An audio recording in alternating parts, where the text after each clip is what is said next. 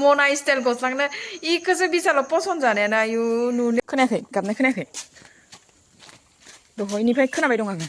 दरजाखौनो खेवाखै दिनै जोंहा खेवलाय नों खेवलाय बोरमाया फिसा जादोंना जायाखै खोनानाय लोगो लोगो नै मखोब लाबखाबाय जोंहा नै ओइ जामारबाय नै नङा नङा होनाखौ ओहो जायो ओमफ्राय गाबगासिनो दङ सानखादों इखो जाबाय खोनानानै बिलाय बबे इसोर दासो जाथारदों खोमा आयै आयै दासो जाथारदों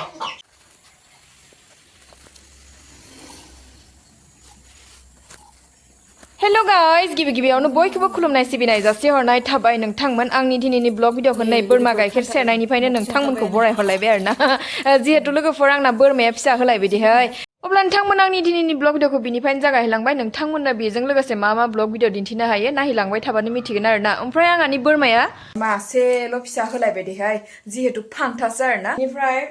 मानै जागोन होनना सानदोंमोन नाथाय जादियासै माथो खालामबावनो आरो खाफालाव गैयाब्ला अबावथो मानै नागिरबा मानै मोनोना ओमफ्राय लोगोफोर दा दुगैयाखै दै लोबाखै देहाय जिहेतु मैया टाउन थांना फैनानै जा मेंहाबनाय मोन्दों ओमफ्राय उन्दुना उथिनायाबो एसेमान लेट जादों जोंना ओमफ्राय बोरमा गन्द्राखौ 7ता ना 7:30 जालांबाय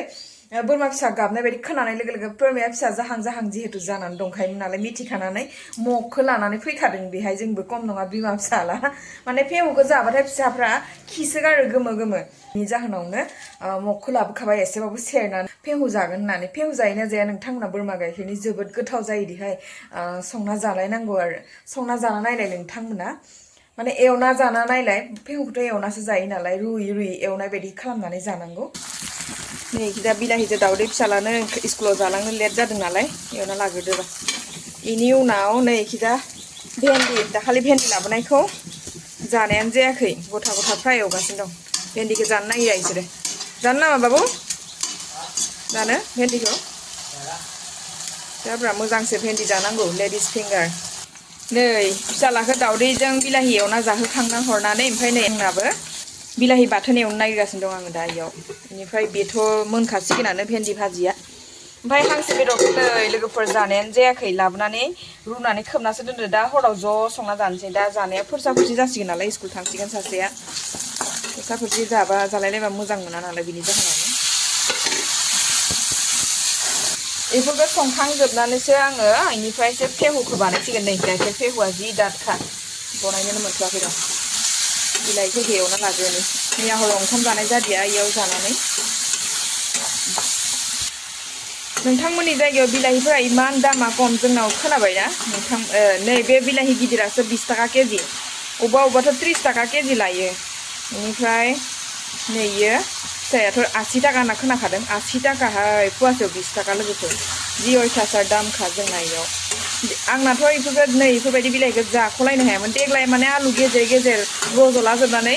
आलु बुरनायावनो रोदाया लोरिजोब्बाय खोमा ओमफ्राय गैया बिलाइखौनो मोनजादिया आरो बेल' खोथा नङा अखानि थाखायनो मोनजायाखै अखायानो देग्लाय बाराथारना बेनि जाहोनावनो बिलाइखौ बारा सान्थि मोनजाथारदिया नै भेन्दि फ्रायाबो मोनसिगोन आंना नै लोगोफोर गाइखेरखौ आङो इयाव लखबनानै साखिना लाबाय बेनिफ्राय नै दैखौ गोबांथार होनानै रुहोसिगोन आरो रुसिगोन आरो माने दै गोबां होनानैसो फेहुखौ बानायनांगौ रुनांगौ बोरमा गाइखेरा होमबाना मोनामनायाबो खारो साखिना लाखाबाय आयै साखिना लाखाबाय नै गथा खाबोहांबायानो लोगोफोर नै एरबाय थायाबा दा लाद्रा जानानै जानला मोनला जालांगोन एरबाय थायो एरै एरैसो फोमोननांगौ इखो नै एसे गोबां दै होदोंमोन ना आङो बेखिनि दैखौ फोमोनजोबनांगोन एरै एरैनो माने ग्लब ग्लब गोदौ होनानै फोमोननांसिगोन आरो फेहु स्टाइल जाबोहांगासिनो दङ लाथा खाबोबायानो नै एसे गोदै जानायनि सेनिबो होना होबाय आङो गोदै जायाबाथाय गोथाव मोननाय नङा जे इनिफ्राय लोगोफोर नै नायदो आंहानि दिनैनि खाजाफोरा ओमफ्राय खाजा मोननायफोरा आरो नै नायदो भेन्दि फ्राय आरो बिलाहि बाथोना आरोना नै लोगोफोर मोनजोब्बाय आरामनो जानोसैलाय ओमफ्राय लोगोसे नै फेहुआबो मोनखाबाय आंना एसे बिदाव जालिलाहानोबो हैनोसै नै बेसेबा गोबां दै होनानै फोमोननाया मोनलायलांबाय नै आरो सोरबाफोर फैबा होनांगोन नालाय इसाबो बारा जायाहाय एसे एसे नै बेखौ हैना फैनि बिदाव जालिनि फिसालानो ओमफ्राय लोगोफोर नोंथांमोना जिहेतु सोंहरगासिनो दंमोन मा बुस्थु सामान लाबोनाय जाखो आब' शपिं खालामनानै फोरमायहरथार दिन्थिथार होननानै खोन्थानायखाय आङो एसेबाबो दिन्थिनो नाजाथारबाय आरोना जिहेतु बे खोन्दोसे भिडिअखौ आङो टाउननिफ्राय फैखालिनो लानाय जादोंमोन आरोना मेंलुलुयैनो ओमफ्राय जिखौ लानाय जादों बेखौनो नोंथांमोननि खाथियाव एसेमान शेयार खालामना दिन्थिहोलांसै आरोना मा लाबोनाय जादोंमोन अब्ला लोगोफोर नायहोलांदो मना स्टाइल गस्लांनो इखौसो बिसालाव पसन्द जानायाना आयु नुनायावसो इनो 300 ना बेसेबां लाखादों एकजा था नोङो अबाव 399 लादो 399 जामबाय इ गस्लाखौसो पसन्द जाबायनो बैसागुआव बारहावा जायै जायै मोसानो इखो ओमफ्राय इखो सार्टखौ गानलाय न'आनो जिबायदि जाजोब्बाय लोगोफोर गाबोनसो मोजाङै दिन्थिजोबगोन र' इनि गाननायखौल' एसेमान नायना लाग्रोदो सार्टखौ बेखौ पसन्द जाया आंहा एखेबारे मोजां नुदों आरो एकजा थालाय बाबु ओइ दरजा एकजा था सेन्देल गोदान हिर' बायदि नुथारबायहाय नोंखौ बैसागुनि जाखाबाय खर'खौ हमबाय थानांलाब्रा ओमफ्राय लंपेन्टखौ गानना नायदो खर'खौनो हमबाय थाथारबाय इयो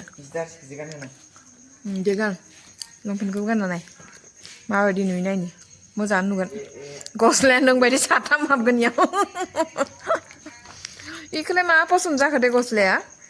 हं नुलायनाय This is for traditional jersey. Traditional jersey दे खेजुराबो जा अयथासार गोथावखाहाय नै लोगोफोर ओमफ्राय लोगोफोर नोंथांमोना आंनि न'नि जालाय जाखायखौ नुनानै दिनै मुगैनांलासै आरोना टाउननिफ्राय फैनानै ओरैबायदि मेंनाय मोन्दोंमोन माने न'आनो आनडिसिप्लिन जानानै दङ बिनि जाहोनावनो मोजाङानो नुदों माथो बोरो नायनि स्पटिंआ बैनो नोंहासो खाफाल आरो दख'नालाय स्कार्टलाय स्पटिंलाय दख'नाखौबो दाम बारा लादों होनना बुंदों बयबो माबाखौसो बांसिन मोजां नुदां लाबोलाय जा पेन्टखौ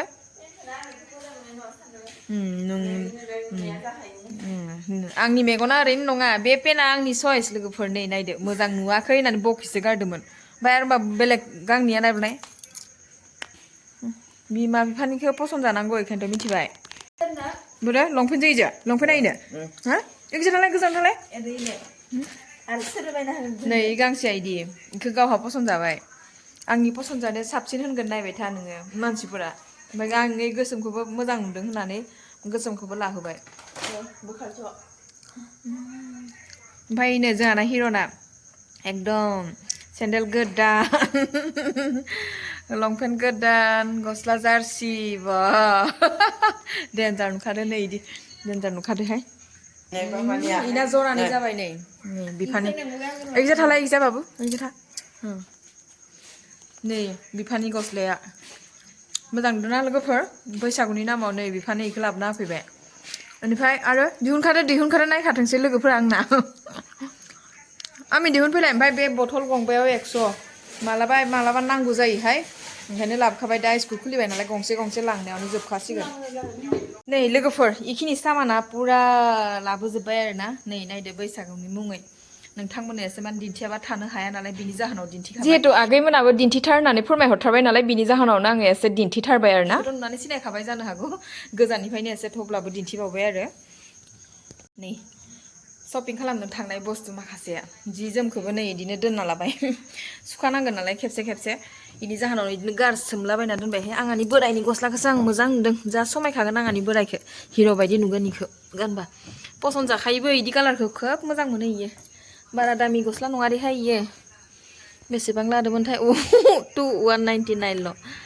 इनिफ्राय नै फिसालाना 299 ओमफ्राय इफोरो 100 ना माथाय आं बावलायलांबायहाय स्पटिंआ बेसे लादोंथाय नै फिसाजोना 299 मानि एकदम 109 टाका बेफोर खम दामि न'आव गानग्रा औ माथो आमी इयो बिराद लाथारदों माथो बा 299 मानि बेखौनो जिया मोजांसिन इयो हेस' 300 इयो आं 100ल'सो सानदो इलाय बेसे होमबा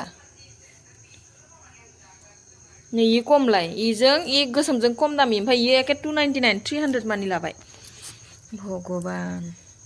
खमसो लादो सानदोंमोन आङो नै बेगाबो 299 सेन्देलाथ' गथा गथि 400 खा इखौथ' नै 279 9 टाकाल' खमायदों 270 टाका नैयो 150 नै बारासो जादों ना मिथिला इथ' बिसालनि आरो बारा खमथ' मा होनबावनो नै 10 टाकाल' खम आयौ लोगोफोर आंहानि फिसालानि सेन्देला डाइरेक्ट 400 खाहाय नै बारासो जाखो ना माखो मिथिलां नैबो 400 नै इयो खमायथारा ओमफ्राय इयो गोदो बायनायसोमोन इयो गोदो बायनाय ओमफ्राय माबा सेन्देला फिसा गान्दियानो इदिनो फिसा जालांबाय थांनो लागायाव गाननो होननानै दिहुनदोंमोन गान्दियानो ओमफ्राय नै स्टेफि माखासे लाबोबाय आरो बे गंब्रैजों खिन्थु 40 टाकाल' माबा 100 टाकाल' 40 टाका होनलायलांबाय ओमफ्राय तुलखौ नै बैसागुनि तुल लाबोनाया पसन्द जादोंना जायाखै 239 इखिनियानोमोन आरो आंहानि बैसागुनि शपिंआ